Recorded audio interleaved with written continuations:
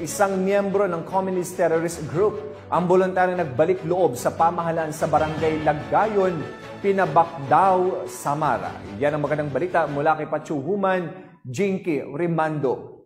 Voluntaryong nagbalik loob sa pamahalaan ang isang miyembro ng Communist Terrorist Group sa Barangay Lagayon, Pinabakdaw, Samar. Ang pagbabalik loob ay resulta ng matagumpay na negosasyon ng pinagsamang mga tauhan ng Pinabakdaw Municipal Police Station, Regional Intelligence Unit 8, 123rd SAC, 12 Special Action Battalion PNP Special Action Force. Ang nasabing surrendery ay nasa kustodiya ng Pinabakdaw Municipal Police Station bago sumailalim sa programa ng ating gobyerno na Executive Order 70. O mas kilala bilang National Task Force to End Local Communist Armed Conflict. Patuloy naman ang panawagan ng pambansang pulisya sa iba pang mga miyembro ng CTGs na iwaksina ang maling ideolohiya at magbalik loob sa ating pamahalaan para magbagong buhay kasama ang kanilang pamilya, mamuhay ng mapayapa at patuloy na sumuporta sa ating gobyerno.